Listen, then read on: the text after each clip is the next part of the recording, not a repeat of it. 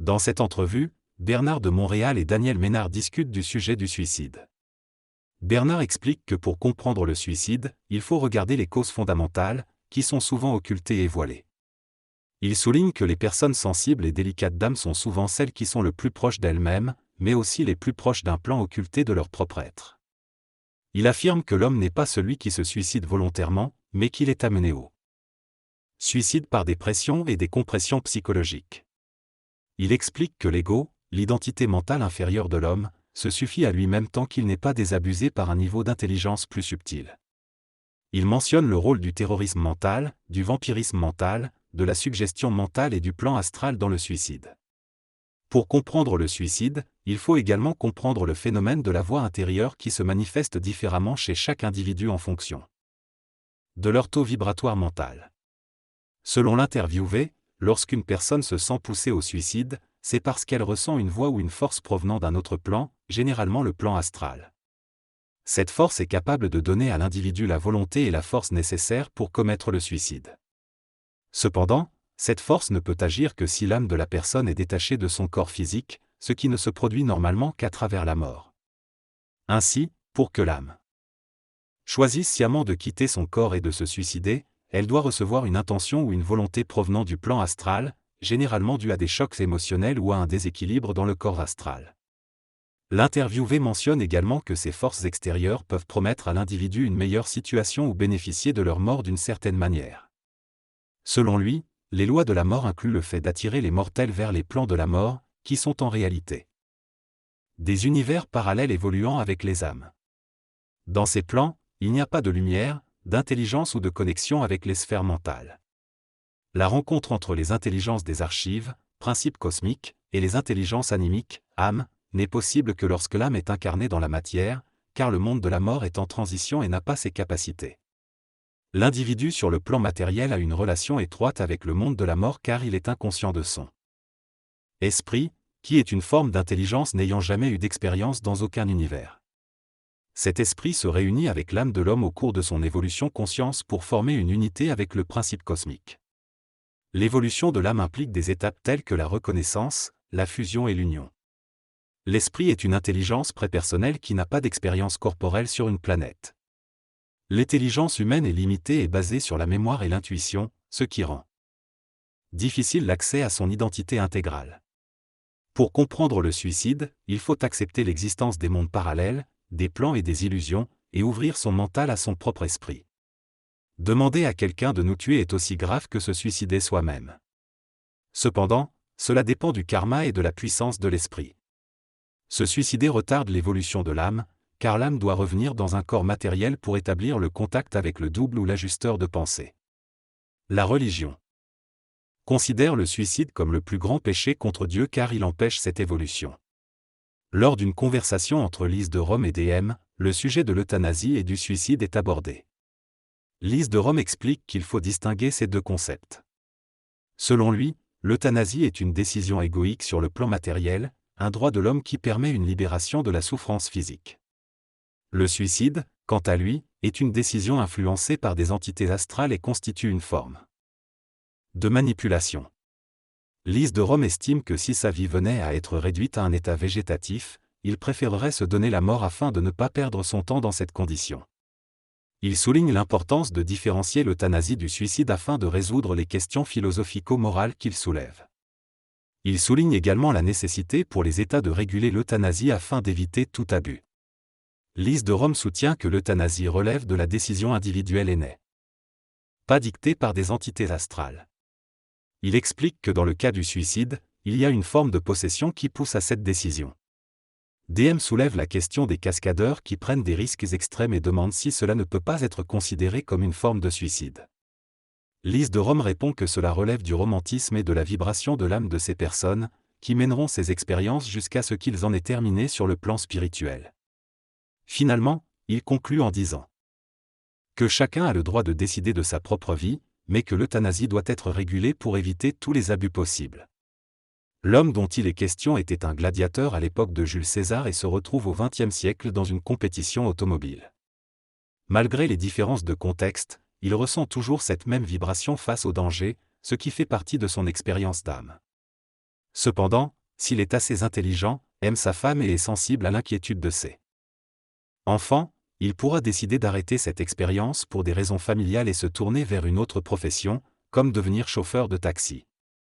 Dans le phénomène du suicide, il y a ceux qui le font de manière inconsciente, sans réelle conscience de leurs actes, et ceux qui font le choix en étant conscients de certaines valeurs, à l'image des samouraïs. L'intervenant affirme cependant que le suicide conscient n'existe pas, car quand on est véritablement conscient, on ne se suicide pas, on comprend l'importance de la vie. Le fait de mourir pour des valeurs est également remis en question, car selon lui, cela revient à mourir pour rien, car les valeurs font partie de l'illusion spirituelle de la conscience et de la société. L'honneur et le déshonneur sont également abordés, et l'intervenant souligne qu'il n'y a pas de différence réelle entre les deux. L'honneur est la perception de ce que l'on devrait être mais que l'on n'est pas, tandis que le déshonneur est la perception de ce que l'on est réellement, qui est une illusion. Les deux sont donc basés sur une vision inconsistante de la réalité humaine. En fin de compte, un homme conscient ne cherche pas la destruction, mais au contraire, aspire à une évolution où il pourra transcender la matière et atteindre l'immortalité de son corps grâce à sa conscience unie à sa source. L'euthanasie est également évoquée comme faisant partie de l'expérience de l'âme, ainsi que les différentes formes de lutte contre la mort, auxquelles les samouraïs et les cascadeurs peuvent se confronter. Tout cela est considéré comme faisant partie intégrante de l'expérience de l'âme. Dans cette conversation, Bernard de Montréal et Denis Monette discutent de la mort et de la façon dont elle est perçue dans la conscience humaine évoluée. Selon Bernard de Montréal, le déshonneur et l'honneur sont des concepts créés par notre ego pour satisfaire notre conscience personnelle par rapport à la valeur sociale. Ainsi, le déshonneur n'existe pas dans son mental. Ils abordent également la question de la mort en tant que mouvement naturel lié à l'évolution de l'individu. Selon Bernard de Montréal, un individu avancé dans sa conscience intégrale ne cherche pas à mourir, mais peut être intéressé à changer de plan. Il souligne la différence entre la mort, qui est une fin définitive, et le changement de plan, qui est un passage vers un autre état. Denis Monette évoque les héritiers qui sont confrontés à la difficulté de gérer la mort d'un proche. Bernard de Montréal répond en soulignant le progrès continu de la science et en imaginant les avancées qui seront réalisées au fil des siècles. Il indique que pour comprendre ce que l'homme sera capable de faire dans le futur, il faut sortir du corps matériel et se tourner vers une vision éthérique. En conclusion, il met en avant le besoin de changer notre façon de voir la mort et de développer notre faculté mentale afin de comprendre les avancées scientifiques et les évolutions à venir. L'homme occidental a été mal éduqué pendant des millénaires, ce qui explique son ignorance actuelle. Cependant, il est temps qu'il réalise qu'il sait énormément de choses et qu'il cesse d'être manipulé par le plan astral. Il faut prendre conscience de l'existence de mondes parallèles et de la possibilité de les visiter. Les morts ne veulent pas révéler la réalité astrale, car cela permettrait à l'homme sur Terre de ne plus souffrir. La science ésotérique a été éliminée des connaissances de l'humanité à cause du pouvoir des religions.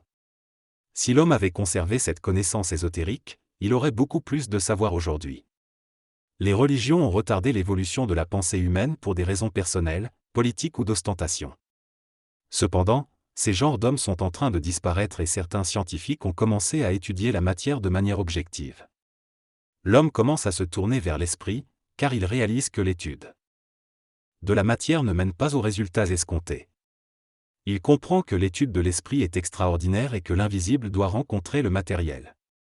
Rien ne peut empêcher cette évolution, car l'homme est fait d'esprit et celui-ci se renforce constamment sur notre planète. C'est pourquoi nous assistons à des mouvements et des évolutions dans des zones autrefois très contrôlées.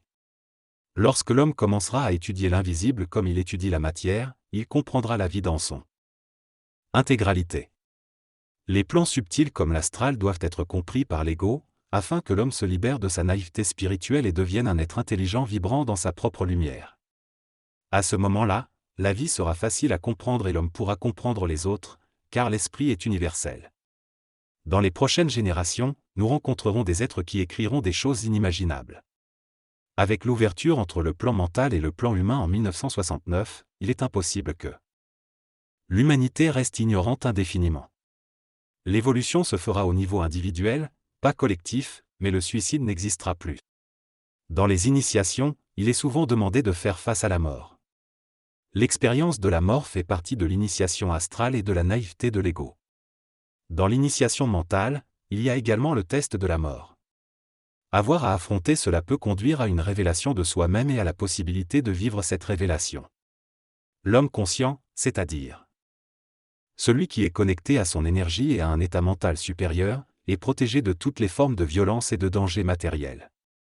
Cela ne signifie pas qu'il ne vivra pas d'expériences, mais ces expériences contribueront à son élévation vibratoire et à la transmutation de ses corps subtils. Les pensées qu'il aura seront en accord avec son évolution et ne le conduiront pas à mettre sa vie en danger. Il sera testé dans des événements qui mettront à l'épreuve sa stabilité mentale et son système nerveux, mais il ne sera jamais abandonné. Le test se fait dans l'événement, et bien qu'il soit compris par le mental, il ne se fait pas uniquement dans la pensée. Dans cet extrait, l'auteur parle de la conscience de l'homme et de son évolution. Il affirme que lorsqu'un individu atteint un certain niveau de conscience, il est immunisé contre les mensonges cosmiques et voit à travers eux. Il explique que le mensonge cosmique est vaste et englobe tout ce que l'homme croit savoir sur Terre. Elle mentionne également que pour comprendre pleinement le mensonge cosmique, il faut être capable de communiquer télépathiquement avec les entités astrales. Il souligne que les morts ne veulent pas révéler les secrets de la mort à l'homme et que la vérité est une facette du mensonge cosmique.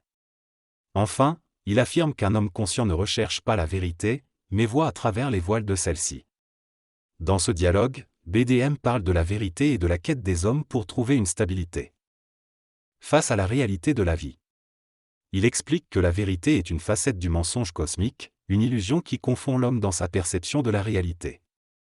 Il mentionne que très peu d'hommes peuvent prétendre détenir la vérité, et que même le Nazaréen l'a dit dans un contexte évolutif de la conscience humaine. BDM affirme que nous sommes aujourd'hui dans une étape de l'évolution du principe de l'amour vers le principe de l'intelligence, où l'homme réalisera que la vérité n'est qu'un pas vers la perfection de sa conscience, jusqu'à atteindre le vide total de son savoir. Il prédit que les hommes devront un jour réaliser le mensonge cosmique par eux-mêmes, et que celui qui le connaît aura passé par l'étape mentale ultime. La conversation se clôt brusquement à ce stade.